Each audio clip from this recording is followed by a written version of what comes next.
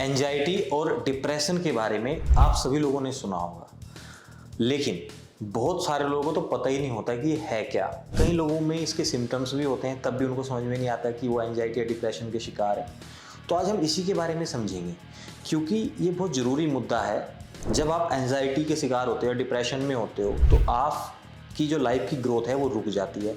Mental growth के साथ साथ फिजिकल ग्रोथ भी और आपकी फाइनेंशियल ग्रोथ भी। तो इसको समझते हैं और ये भी समझेंगे कि अगर आप ऐसी किसी बीमारी से घिरे हुए हो तो इसको कैसे ठीक कर सकते हैं। तो चलिए स्टार्ट करते हैं आज की अपनी वीडियो।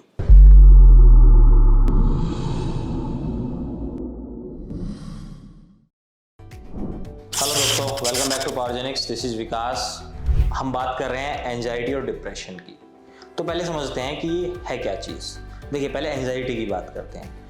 अगर एंजाइटी के सिम्टम्स है तो लोगों को क्या होता है, उनको बेचैनी होती है, हार्ट बीट तेज़ हो जाती है, थोड़ा सा निगेटिव थॉट्स ज़्यादा आते हैं, पास में ज़्यादा रहते हैं इस तरह के लोग। या फिर आप ये कह लो कि कई लोगों को तो सिवरिंग होने लगती है, ऐसे हाथ कांपते हैं उनके बात करते हुए, पसीना आता है थोड़ी सी किसी भी टेंशन में। तो ये सारे सिम्टम्स एंजाइटी की वजह से होते हैं।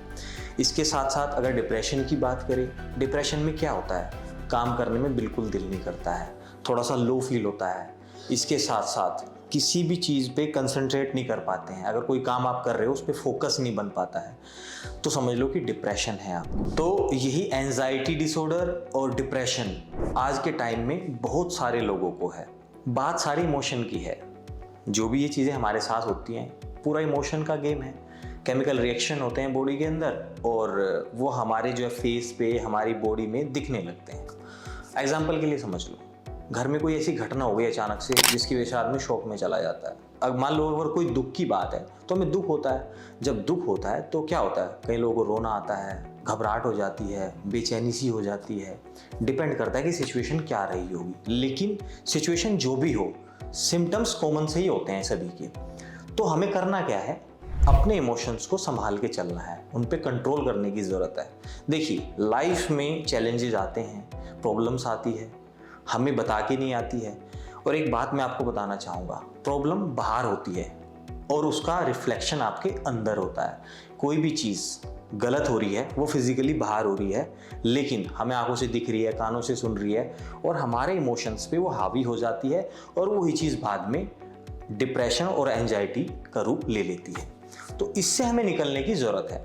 हमें काम करने की ज़रूरत है अपने इमोशंस के ऊपर, और अपनी हेल्थ के लिए ये सब चीज़ें बहुत ज़रूरी हैं। क्या होता है, जब आप लंबे समय तक डिप्रेशन में या एंजाइटी में रहते तो आपकी ग्रोथ पूरी तरह से रुक जाती है। क्यों? क्योंकि आप फोकस तो कर ही नहीं पाते हो, ना ही आपका काम में मन लगता है, हमेशा पास चीज़ों में रहते हो, उसी में उलझे रहोगे।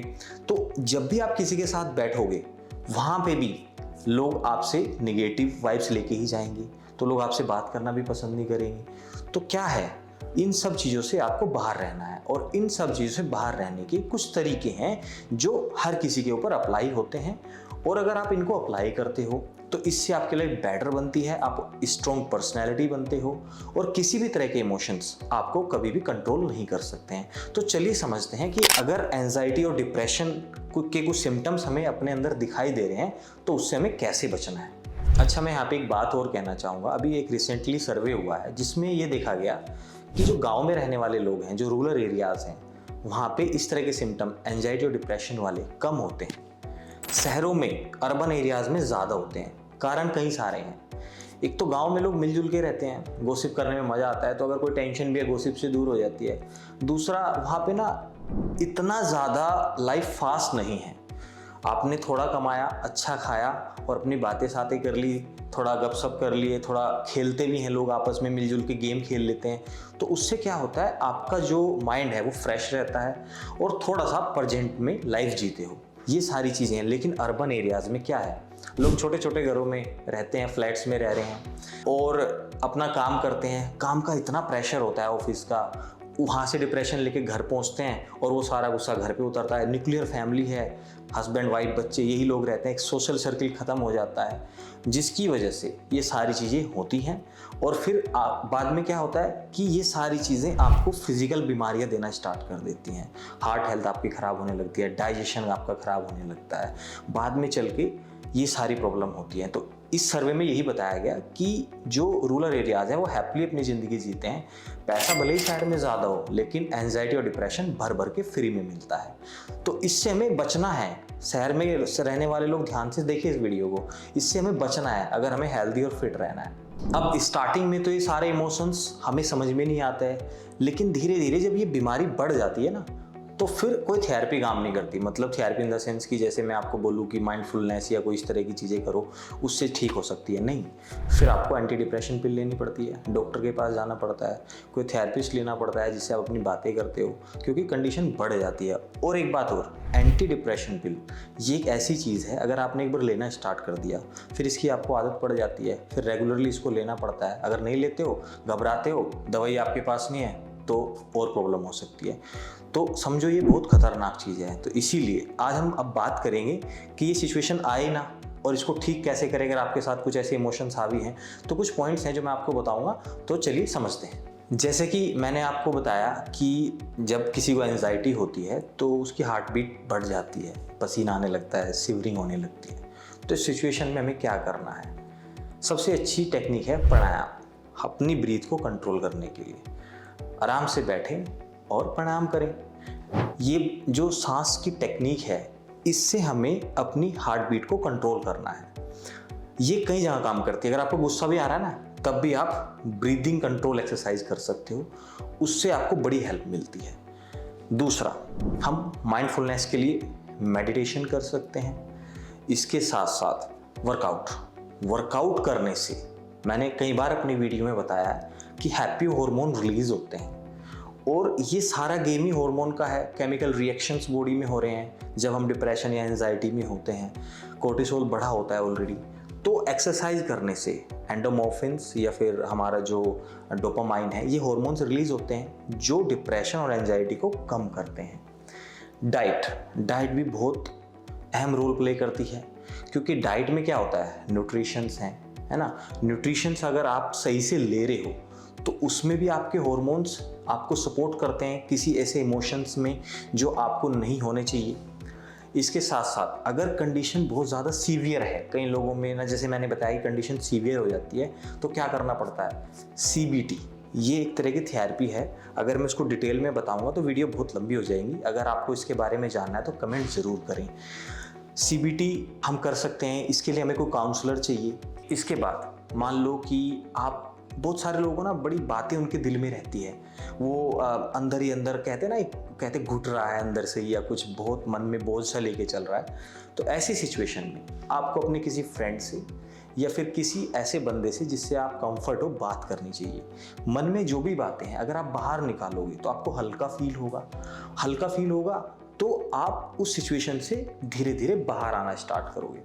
इसके साथ साथ आपको थोड़ा सा सोशल सर्किल भी बनाना चाहिए, गेम वगैरह खेलने के लिए, गॉसिप करने के लिए, हेल्दी टॉक करने के लिए।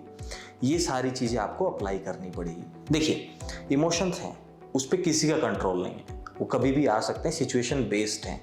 लेकिन इतनी समझ हमें होनी चाहिए कि अब हमें अपने आप को कैसे संभालना है। और ये सारी चीज़ें जो मैंने चीज़ें आपको बताई हैं, वर्कआउट, डाइट, माइंडफुलनेस की एक्सरसाइज बताई है, योगा, प्राणायाम, इन सब से आएंगी। तो आप अगर इन मेथड को अपने ऊपर अप्लाई करते हो तो इन चीज़ों से आप बाहर निकल जाओगे। कोई भी डॉक्टर या कोई भी मेडिसिन आपका परमानेंट इलाज नहीं कर सकती। आपका इलाज आप खुद कर सकते हो। उसके लिए आपको सेल्फ हेल्प, अपने ऊपर काम करने की ज़रूरत पड़ती है। और देखिए, सिचुएशन कभी भी कहीं भी आ सकती है, आपको उसको ध्यान से ऑब्जर्व करना है और समझना है कि हमारे ऊपर कौन सी चीज़ ज़्यादा इफ़ेक्ट कर रही है, और उसी पे हमें काम करना है। चाहे वो हमारी हार्ट बीट का तेज़ होना हो, शिवरिंग का होना हो, पसीना आना हो, या फिर हम पास्ट नेगेटिव थॉट्स में रहते हो। अगर जो भी चीज़ हम पकड़ लें कि इसकी वजह से ये चीज़ हो रही है, उस पर हमें काम करने की ज़रूरत है, और फिर इसके साथ साथ आगे बढ़ने की ज़रूरत है। अगर आप ये सारे मेथड अप्लाई करते हो तो डेफिनेटली आप एंजाइटी और डिसऑर्डर से बचे रहोगे और अपनी लाइफ को हेल्दी तरीके से, हैप्पी तरीके से जीते रहोगे। वैसे तो मैं हमेशा ही कहता हूँ कि अच्छी डाइट लो, अच्छा वर्कआउट करो, इससे बड़ा हेल्प मिलता है। एक तो आपका कॉन्फिडेंस बढ़ता है, दूसरा जो सेल्फ अंदर से जो हीलिंग होती है ना, आपको जो मोटिवेशन मिलता है, किसी भी तरह के इमोशंस को वो रोकने के लिए काफ़ी है। तो इसीलिए वर्कआउट और डाइट अपने डेली रूटीन में जरूर रखें। इसके साथ साथ लाइफ में पर डे का अपना जो गोल है, मतलब जो आपके घंटे हैं पूरे दिन के, उसको कैसे आपको यूटिलाइज करना है, उसके लिए ज़रूर काम करें। क्योंकि अगर आप डिसिप्लिन में रहते हो ना, तो इमोशंस बेकार के वैसे ही आपके दिमाग में आते ही नहीं हैं। तो अगर आप ये सारे मेथड अप्लाई करते हो, आप हो पावर जनरेशन विद पावरजेनिक्स।